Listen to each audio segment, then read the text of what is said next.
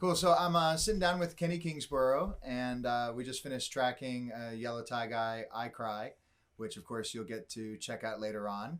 I wanted to really just be able to share with everybody a little bit about your history and your experience, and obviously you've been doing this a long time. You plan on doing this for the rest of your life, right? Yeah. As of right now, that's the plan. This is probably my 10th year of doing this. It stemmed from being in a band myself, a band called Fairgreen. I was a drummer for that band, pop rock band. We bought a small setup to demo our own music, and when I did it, I just thought it was really fun. I loved it. We kind of started recording local musicians, and year after year, I would buy a few more pieces of equipment, and after a couple of years, it turned into a full-time job. So, and I just loved it, yeah.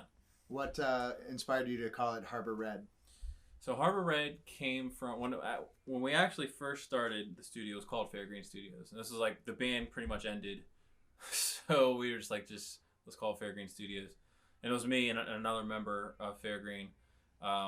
After a couple years, we moved to another location, and it was a basement, and it was another guy's house that he was in two bands. One was called Chemical Red, and the other one was called Cold Harbor. So I said, why don't we just combine your two band names and call it the studio? And that's how we got Harbour Red. There you go. From two of his bands, yeah. What have been some of your favorite projects to work on besides YellowTieGuy, of course? Yeah, well, that's number one. There's a bunch, honestly. There's after Fairgreen, some of the guys started a new band called The Revived. So I did a bunch of stuff with them, and that was always fun because people who I was in bands with for years. There's another band called Pleviac. Do you know Pleviac? Not personally. Okay. So Pleviac, he's really cool, really good sound. There's also the band Rookshot, which is like a pop rock band, at face value. These are kind of like pop punk, pop rock bands, similar to music I was in. It's always kind of like that because it's similar to the stuff that Fairgreen did. Trying to think some more recent stuff. I always do a bunch of stuff with Cecilia Grace. You know Cecilia? I don't. No. Okay, she's her and her sister, female. They do a wide variety of pop, acoustic. That's off the top of my head. That's what I can. I'm sure there's a bunch more that off the top of my head I can't really think of at the moment. Sure. Yeah. Well, I know that the last time we talked, you'd also said that you'd been working with a lot of like podcasters and things like that. Yeah. What are some of the other kinds of work that you do besides music? So yeah, recently, this past 6 months, I started doing podcast editing. Mainly, the number one I work on is a podcast called the Urban Farm Podcast, and that's just about growing food in America. How you don't need to have an actual farm to do it. You can do it pretty much in a very small space in your backyard. It just talks about the importance of growing your own food and how much healthier it is than just going to the grocery store. Sure. So they do multiple, 6 to 8 shows a month, and they just send it to me and I edit that.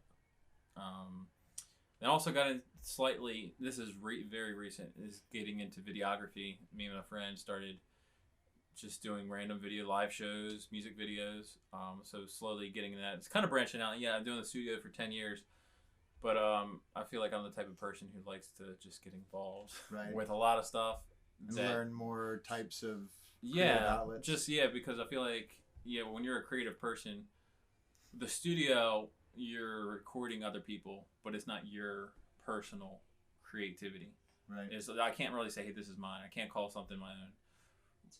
When you do video, it's like even though it's other people's stuff, they're taking a lot of your direction, sometimes even more than like from a producer standpoint, because 9 times out of 10 they're not really coming with a script, Right. So they're just like they're leaving that up to you. They're leaving up to you to come up with ideas and stuff. So it's just a different outlet to like be creative.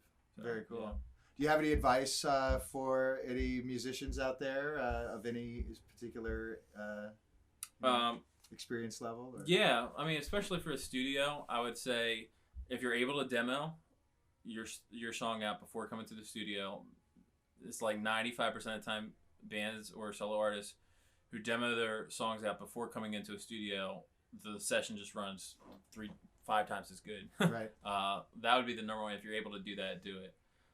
The other thing is just practice, as much as possible. Even in a band setting, if you actually, a good thing is if you can do an acoustic practice, because sometimes in a live setting, there's so much noise and maybe you can't really hear all the details of what everyone else is playing. So sometimes I recommend just doing an acoustic practice so each guitar player and bassist can like really hear detailed of what everyone's playing. Because there's a lot of times people come in like, oh, I didn't know you were playing that type thing. And if you do it maybe in an acoustic practice, you can have that worked out before actually getting to a studio. So cool. Top two or three things, yeah.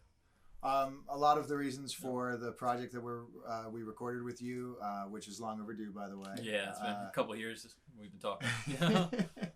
But a lot of the reasons, for the scope of this project is to try to feature the creativity and the unity that already exists inside of the local music scene. Right.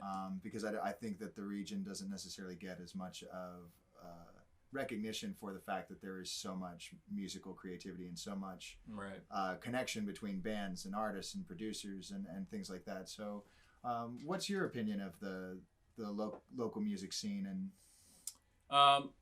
what I guess just kind of based on what I'm not actively playing shows like I used to. I mean, even from I guess we were 2005 or 6 to 2010-ish. Social media has changed a lot from just that time, drastically. I mean, it was MySpace when we were doing it, but through MySpace, we were booking shows, tours, and all that. And at the same time, there was underground, there was VFW shows, there was church shows, and it seems like that slightly died down. There's still a lot of shows, and it's still, a lot of music still going on.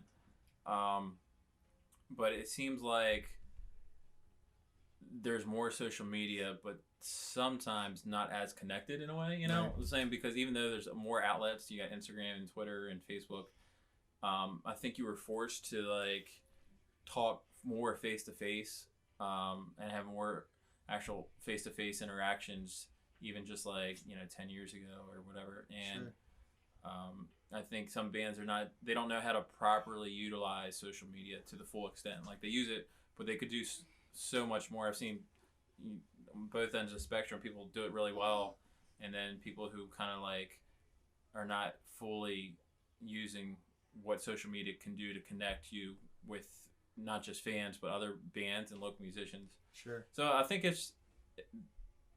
they're still navigating through this time period. Every couple of years things change, and that's one of the things through Facebook, Instagram, and Twitter. People are still kind of figuring it out. Right. They're still figuring out what the best way to utilize all that. So it sounds like you would definitely recommend that even though there is an online opportunity, that it's really important for bands and producers and engineers and fans to have more FaceTime, more engagement with one another in person. Yeah, because that's huge. I feel like if you're engaged with people face to face and then still connect them on social media, that's a lasting impression. For any fans, if you're a business, if you're in a band, it's that first impression or that connection lasts longer than just saying hey online. Sure. But you should do both, but it's that element is just as important. Yeah, sometimes more important, I think. I'd really like to be able to direct people to more of the projects that you're working on. So you mind telling everybody where's the best place to find out about your work and stay in touch with you and connect with you? The number one way is through Facebook. If you just Google or if you just Facebook Harbour Red Studios, we spell it HARBOUR, Red Studios. Facebook, you can send me a message through the studio page. That's honestly my number one way. Awesome. Yeah. And then we have, there's different links on there on the Facebook page. You can check out our Reverb Nation page or YouTube pages. So sure, but all through Facebook. Yeah. And we'll make sure we try to give everybody as many little icons here on the bottom. Right. Of the, little link. Spell it out. Yeah. That'd be cool. Well, thank you, Kenny. The band had a really good time with you today, and we're excited to share the process and the product that we created with you today. with everybody in the world. So thank you a lot for your time. Yeah, thanks Kenny. for coming and doing it. Really All right. awesome. Thank you. Yep.